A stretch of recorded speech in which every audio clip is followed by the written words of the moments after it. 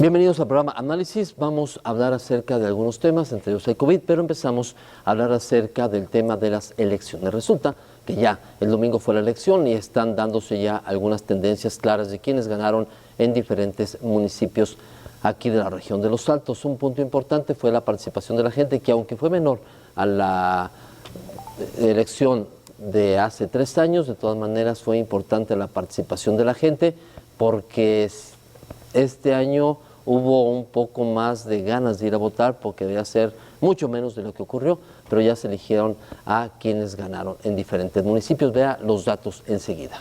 En los resultados de las elecciones intermedias para elegir presidentes municipales, en Tepatitlán el ganador resultó Miguel Ángel Esquivias, representante del PAN. En Arandas obtuvo el triunfo Anabel Bañuelos, del partido Movimiento Ciudadano, por lo cual se estará reeligiendo. En Acatic también se reelige el candidato del PAN, Marco Tulio Moya. José Aurelio Fonseca Olivares, representante del PRI, obtuvo el triunfo en Atotonilco en la elección del 6 de junio. En Coquío, el triunfo fue para Ubaldo Chávez Delgadillo, representante del PRI. Por lo que respecta a Jalostotitlán, el ganador resultó ser José Álvarez Campos del PRI. En Mexicacán, el ganador fue Leonardo Gómez Lomelí, que era abanderado por el PRI. Alejandro de Anda Lozano, del partido Acción Nacional, obtuvo el triunfo en San Juan de los Lagos. En la elección realizada en San Miguel el Alto, el ganador fue Luis Alfonso Navarro Trujillo, del partido Movimiento Ciudadano. Juan Manuel Vallejo, del partido Morena, obtuvo el triunfo en Teocaltiche. En información de los resultados de las elecciones en Valle de Guadalupe, ganó Raúl Rentería, representante de Movimiento Ciudadano. Miguel Oropesa, candidato del Partido Verde Ecologista, fue quien obtuvo el triunfo en Cañadas de Obregón. Los resultados de la elección en San Ignacio Cerro Gordo da como ganador a Noé Plasencia, del PRI.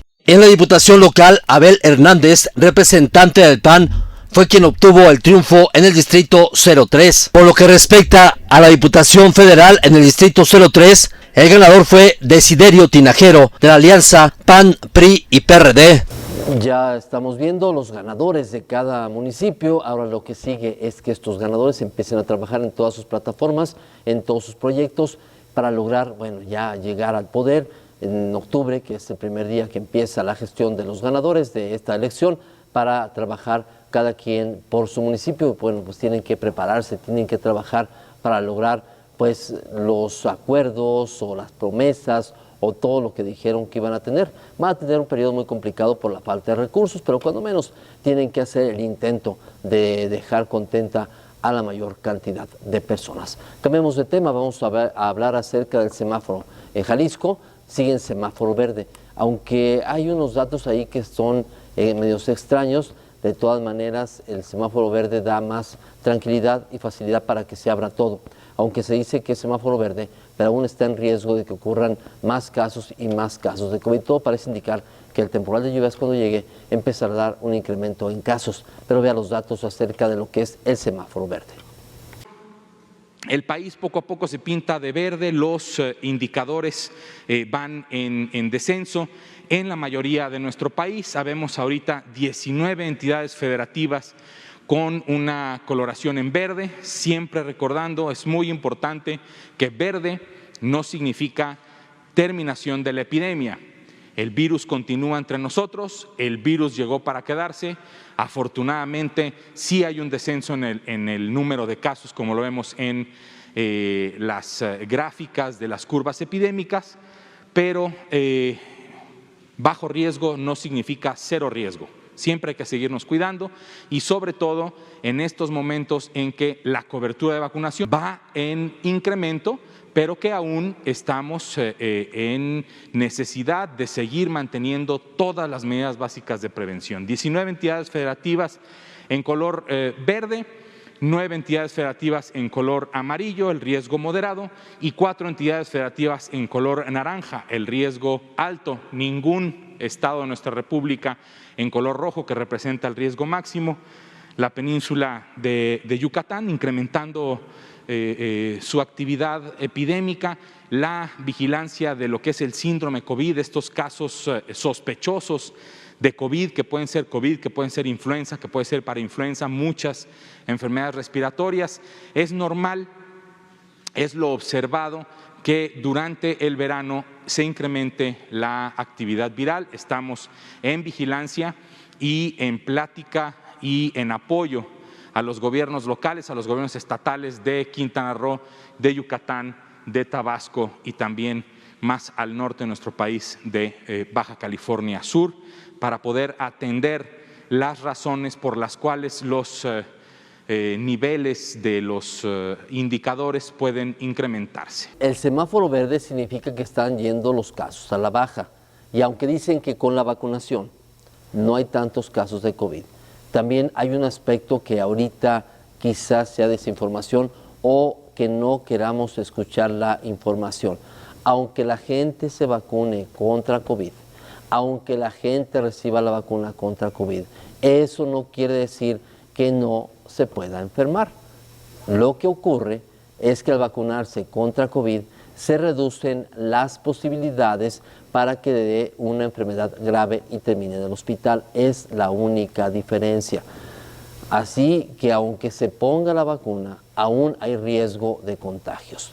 Eso es un punto importante que hay que tomar en cuenta, que siempre hay que seguir con las medidas de prevención, lavado de manos, uso de gel antibacterial, sana distancia.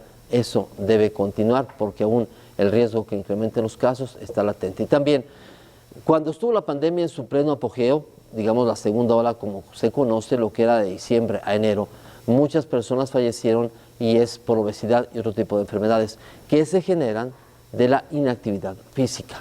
Vea estos datos. Es que el sedentarismo, como bien lo mencionas, es el tiempo que pasamos sentados. Y otra cosa es la inactividad física, que eso quiere decir que no cumplimos con las recomendaciones de actividad física. Las recomendaciones, más bien, la evidencia científica hasta ahora nos indica que la inactividad física es uno de los factores principales de riesgo de enfermedades no transmisibles y de mortalidad. Hasta ahora o hasta la fecha, la evidencia sobre el sedentarismo es limitada porque este es un campo de investigación muy reciente. Pero sabemos que es también muy importante limitar el tiempo sentado. El año pasado, por primera vez, la Organización Mundial de la Salud emitió recomendaciones de comportamiento sedentario. Entonces, eso nos habla de dónde está la evidencia científica hasta ahora. Ahora, respecto a qué podemos hacer en casa para limitar el tiempo sedentario, nosotros debemos pensar que la forma en que nos comportamos responde a la forma en que disponemos nuestro espacio. Entonces, si yo tengo un escritorio donde me siento a trabajar, pues voy a estar sentado todo el tiempo, pero si pongo algunos libros y pongo mi computadora encima de los libros, me voy a poder estar parando cada determinado tiempo. Entonces, este tipo de decisiones nos van a ayudar a romper el tiempo sentado. También hay actividades que definitivamente no podemos limitar, por ejemplo, comer, es muy rico comer todos sentados y convivir en familia, pero sí definitivamente hay comportamientos que habría que tener especial atención. Por ejemplo, otro de los factores que sabemos que en el ambiente son determinantes para que los niños utilicen más los dispositivos electrónicos es cuando les ponemos dentro de su cuarto una televisión, un celular, una tableta o algún tipo de dispositivo, porque ahí no tenemos la capacidad de regularles este comportamiento. Ese es otro tipo de decisión que podemos hacer. Y también como familia podemos disponer, por ejemplo, que en el momento en que todos estamos comiendo no se tenga acceso al celular o que no estemos viendo la televisión. Son decisiones que se pueden tomar en familia, pueden haber ciertos momentos por la tarde en que digamos, bueno, por la tarde de las 4 a las 6 de la tarde es 0 pantallas, vamos a jugar entre todos, ¿no? Este tipo de cuestiones o de límites nos van a ayudar como familia a limitar el tiempo que nosotros pasamos sentados o en las pantallas. La inactividad física es un problema que tenemos todos de una forma o de otra, que puede llevar a problemas de obesidad, eso puede generar diabetes, hipertensión y otras enfermedades relacionadas con el no realizar actividades. Así es que lo importante es trabajar para poder tener una actividad física constante, adecuada, que nos ayude a tener una mejor salud. De ahí la importancia de cuidarnos. Vamos al corte comercial. Regresamos.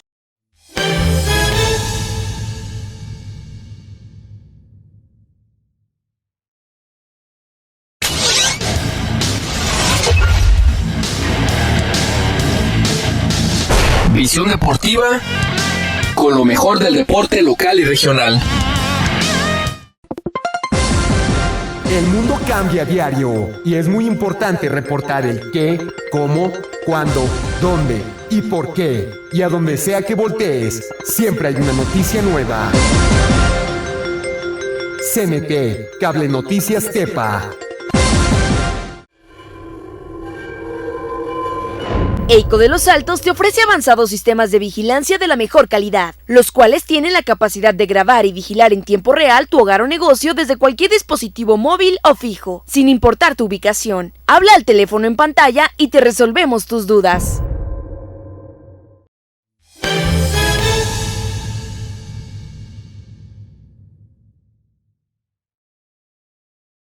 Regresamos y ya como comentaba hace un rato, cuando hablábamos del semáforo verde, existe aún la posibilidad del incremento de casos de COVID. Estos casos de COVID pueden seguir aumentando, pueden seguir causando problemas y eso ahorita con el cambio de clima, digamos ya cuando empieza la temporada de lluvias, digamos septiembre, octubre, noviembre, diciembre, tiene por lógica, por el virus y la forma en que empezó a sentirse, a darse un incremento de casos. Vea datos acerca de por qué creen en el sector salud que puede haber un aumento de casos de personas contagiadas con COVID.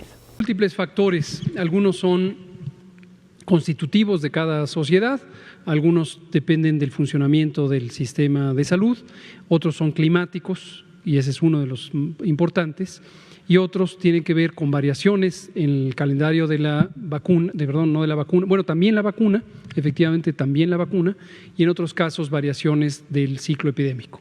Vamos a destacar algunos principales.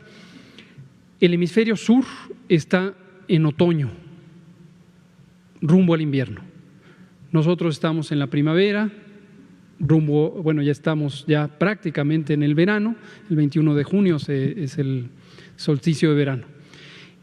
Cuando se está en periodos de otoño-invierno, los virus respiratorios, por múltiples razones, las hemos comentado, algunas tienen que ver con el funcionamiento de las células pulmonares y de la inmunidad a nivel del aparato respiratorio, otras tienen que ver con el comportamiento social, otras tienen que ver con la ecología de los virus en el ambiente.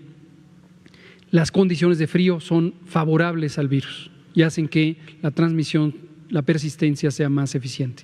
Esto es conocido desde hace muchos años y ocurre para casi todos los virus respiratorios y por eso los virus, después de un periodo de inicio epidémico, de periodo de emergencia, pasan a ciclos estacionales. Otras situaciones tienen que ver con la vacuna. Afortunadamente, México tuvo la oportunidad y la aprovechó de tener el acceso más eficiente a vacunas. Tenemos 40 millones de dosis ya recibidas y en su mayoría utilizadas y tenemos un programa de vacunación estructurado para ser cada vez más eficiente, cada vez más rápido. Tenemos en este momento 1 de 4 personas adultas protegidas y estos factores también ayudan a que se vaya haciendo lenta la epidemia. Y otro componente adicional es las distintas medidas de mitigación y en su momento de contención de la epidemia. Estas son etapas o instrumentos diferentes que se usan de acuerdo al momento de la epidemia y en México los hemos ido utilizando, buscando también optimizar la respuesta a la epidemia. En su momento lo preparamos desde enero de 2020, lo pusimos en práctica desde antes de que apareciera el primer el primer caso confirmado, situación que ocurrió el 27 de febrero de 2020, y entonces hemos ido actuando conforme a ello y nos ha permitido, lo que mencionamos repetidamente durante 2020, aplanar la curva epidémica, aplanar la curva. La gran mayoría de la población de México le quedó muy claro este concepto. Algunas personas como que se estancaron en su entendimiento de ello, pero es muy simple verlo. Si uno compara curvas epidémicas de los países, va a ver que la de México es plana y la de otros países ha sido subidas y bajadas de gran magnitud. Entonces, esos son, entre otros, los factores principales que hacen que en este momento no estemos en esa situación. Ahora, destacamos siempre que decimos esto, que eso no debe llevar a confiarnos, a suponer que la epidemia se acabó y a relajar las medidas de prevención, porque son justamente esas medidas, el cumplimiento de esas medidas, lo que ha logrado el éxito. Aquí aprovecho, cuando tenemos esta pregunta, siempre hay que aprovecharla para agradecerle al pueblo de México, como ha señalado el propio presidente, el éxito es del pueblo de México. Las medidas se diseñan científicamente, técnicamente, se ponen a disposición, se sirven para orientar también a las autoridades sanitarias estatales, pero a fin del día la población es la que ejerce las medidas.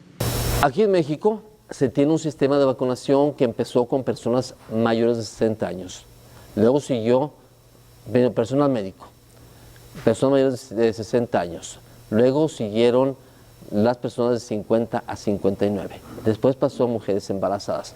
Pero hay un sector en el cual también falta incluir en esas edades personas vulnerables que necesitan vacunarse y que no están en estos rangos de edad. También, en ese sentido, el sector salud estará buscando, está trabajando para poder vacunar también a ellos, a este sector de la población que necesitan atención médica constante y también vacunación. Vea los datos. Quisiera primero abordar el tema de personas con discapacidad o personas de atención prioritaria, por ejemplo, y en particular, personas que tienen síndrome de Down.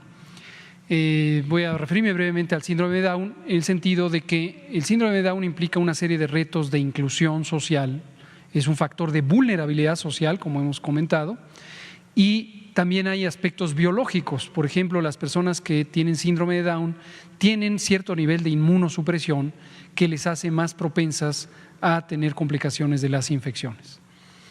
Desde luego, una proporción sustantiva de las personas con síndrome de Down son menores de edad, específicamente menores de 16 años, y en este momento no estaría la posibilidad de vacunarles, porque las vacunas, lo que hemos comentado en otras ocasiones, no están autorizadas para su uso en niñas y niños, no porque no queramos, sino porque no hay todavía evidencia científica de su seguridad y su eficacia. En personas de 16 años en adelante para la vacuna Pfizer y de 18 en adelante para cualquier otra de las 4 vacunas, sí podemos usarlas para irlas orientando a estas poblaciones. Y sí, efectivamente, corresponde ahora en esta etapa, cuando estamos vacunando 40 a 49 en años de edad, integrar elementos específicos para abrir la vacunación a estas comunidades. Hemos estado trabajando en ello. Quiero agradecer públicamente la colaboración de varias fundaciones y asociaciones civiles que nos han orientado, nos han acompañado en el proceso, nos han ayudado. Y estamos preparando los elementos finales y próximamente lo anunciaremos la próxima semana. Entonces, por favor, ayúdenos a difundir esto. Quien quiera que tenga la necesidad de que se vacune una persona, ya sea en condición de vulnerabilidad, poblaciones con especial atención, poblaciones de atención prioritaria, poblaciones con discapacidad. La próxima semana estaremos anunciando ya el establecimiento final de los mecanismos. Pues sí, ojalá que sí se tenga ese proyecto y ese plan para la vacunación de personas vulnerables, con lo cual se cubra este sector de la población. Un punto importante, con lo cual se mejoraría pues ya la atención médica. Esperemos también que sigan llegando vacunas para atender a la mayor cantidad de personas. Vamos al corte comercial. Regresamos con más.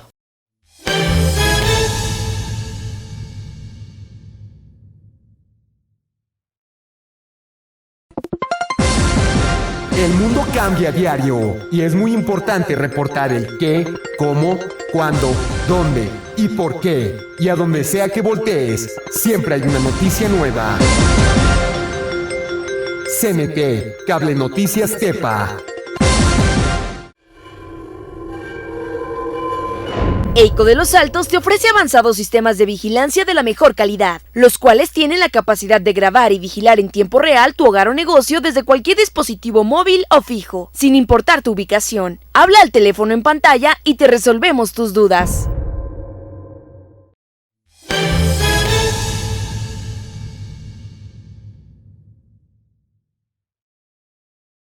Le agradecemos por ser parte del programa Análisis. Regresamos hablando acerca de que el riesgo de contraer COVID continúa. Es un tema en el cual debemos todos tomar en cuenta que aún el riesgo de contagio sigue latente. Como le comentaba y le hemos presentado, aunque la persona se vacune, el riesgo de contagio es muy alto. Es un problema que tiene que resolverse y sobre todo nos corresponde a cada ciudadano, a cada persona, cuidarnos para evitar los contagios, porque puede que se dé un incremento en casos. Es muy importante, lo hemos dicho en varias ocasiones, muy repetidamente a lo largo de toda la epidemia, tener una situación como la que hoy tenemos en México, con prácticamente 20 semanas consecutivas, que se cierran mañana, 20 semanas consecutivas de reducción de la epidemia, es muy alentador. Tener la mitad del país en semáforos verdes, unos pocos estados en color amarillo y aún con los 4 que abren la siguiente semana en naranja, en general la tendencia epidémica es a la reducción. Todos los indicadores son de reducción. Eso puede propiciar varias reacciones en la población, desde luego una población, la de México, como la de cualquier otro lugar del mundo, que ha estado a lo largo de casi 15 meses en una situación muy difícil de modificación de su vida pública, de su vida social y de su vida privada por la epidemia y por las distintas intervenciones necesarias, indispensables para poder disminuir los riesgos. Pero esta situación benévola, estimulante, esperanzadora, se le agrega la oportunidad de que hemos tenido acceso a las vacunas y de que hemos sabido aprovechar esa oportunidad para tener las vacunas y tener 5 tipos de vacunas que se utilizan ampliamente en la población. Tener un acceso y una entrega ininterrumpida de las vacunas y un uso inmediato de las vacunas. No todos los países que tienen vacunas las están usando con la celeridad, con la velocidad que las utiliza México. Y esto es importante tenerlo en cuenta porque en México, de manera inmediata, en cuanto llegan, se envían a los puestos de vacunación, se ponen a disposición, se abre el ciclo semanal y se utilizan. Hay una utilización absoluta de cada semana los paquetes de vacunas que van llegando. Esto es lo que nos ha permitido estar ya en más de la 1/4 parte de la población adulta vacunada y de haber llegado a estas cifras como el 1.000.000 de dosis de ayer y las 900.001 dosis que hoy estamos anunciando. Pero con todo esto, siempre cuando decimos sobre este lado esperanzador de una epidemia en reducción, hemos dejado en claro, y lo volvemos a dejar en claro, no debe llevarnos a pensar que el riesgo se acabó. Aún en semáforo verde el riesgo no es cero, el riesgo existe. Uso la misma frase que hemos utilizado siempre, mientras la epidemia esté activa en cualquier parte del mundo, puede haber una reemergencia, una reactivación de la epidemia en México. Y por eso no hay que confiarnos. Tenemos que mantener un balance adecuado entre esperanza y prudencia para poder actuar, activar nuestra vida pública. Esto incluye la importante jornada de este fin de semana, del domingo. Esta vida pública no se puede detener. Esto incluye la apertura de los recintos escolares para poder restituir las condiciones adecuadas para el derecho a la educación. Esto incluye que las personas que viven al día, que son más de la mitad de la población de México, puedan tener mejores condiciones para ejercer su trabajo o actividades comerciales o buscar el sustento diario. Pero no debemos suponer que ya se acabó la necesidad de mantener ciertas medidas de precaución. Algunas son individuales, el uso del cubrebocas, particularmente en los espacios públicos cerrados, porque el cubrebocas nos ayuda a que si una persona enferma no transmita a otras personas, a pesar de que no sea una medida eficaz, suficientemente eficaz para protegernos a nosotros mismos en lo individual. El lavado de manos, que nos ayuda a no transportar las partículas líquidas que contienen los virus, y también la sana distancia individual, mantenernos todo el tiempo lejos de otras personas, 1,5 metros, 2 metros, y también las otras medidas como cubrirnos el estornudo para evitar contagiar, lavarnos continuamente las manos, 10, 12, 15 veces, etcétera. Y por último están las medidas colectivas. Cuando las personas se congregan, aumenta el riesgo de infección. Y por lo tanto, cuando las actividades que nos llevan a congregarnos pueden evitarse o pueden modificarse, es mejor hacerlo. Desde luego hay actividades que irremediablemente nos llevan a congregarnos. Usar el transporte público, por ejemplo. Y aquí hay un buen ejemplo donde se combina lo que hoy nos expone la doctora Jáuregui. Si podemos caminar, y esto podemos preverlo de tal suerte que anticipemos nuestra salida del sitio que tengamos que salir para llegar al siguiente sitio, de la casa al trabajo, o del trabajo a la casa o a la escuela, es mejor caminar. Y eso no requiere ningún equipamiento especial, es una actividad de la vida cotidiana. Entonces, gracias Juan por mencionar esto. La idea básica se resume en esperanza, pero también prudencia. Sigamos con las medidas de precaución y tengamos la esperanza de que la epidemia, que se ha reducido ya por 20 semanas… Una de las formas que el gobierno federal ha hecho para poder tratar de reducir la cantidad de contagios y de casos de COVID es la vacunación. Se dice que va a haber un incremento en la tendencia de vacunación. Esperan que siga llegando la cantidad de vacunas adecuada y con esto se pueda tener una protección general de toda la población. Una situación que esperemos que sí dé resultados, que esperemos sí se logre, sobre todo para poder bajar esa incidencia y que ya no haya tantos casos de COVID, que posiblemente para finales de este año van a incrementarse la cantidad de casos, que esperemos que no ocurra, pero sí dicen que con la vacunación habrá menos gente en los hospitales. Eso es lo que se está previendo y ojalá que así ocurra. Vamos a ver esto. ¿Cuál es el razonamiento? También tenemos en ese tercer eje de priorización, que está definido por la oportunidad de usar la vacuna para responder en forma dinámica a la epidemia, también existe la circunstancia en donde en algunas regiones del país pudiéramos tener una tendencia a la alza.